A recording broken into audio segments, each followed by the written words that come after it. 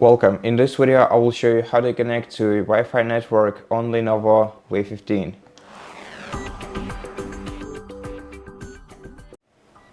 First you have to click these three icons on the status bar to open the control panel, then click the Wi-Fi icon to turn your Wi-Fi on, tap the arrow icon next to it to see the list of available routers you can connect to, select the network from this list, and if you want to connect to it automatically, hit this checkbox, then click connect and provide the password to it in the following field and press enter.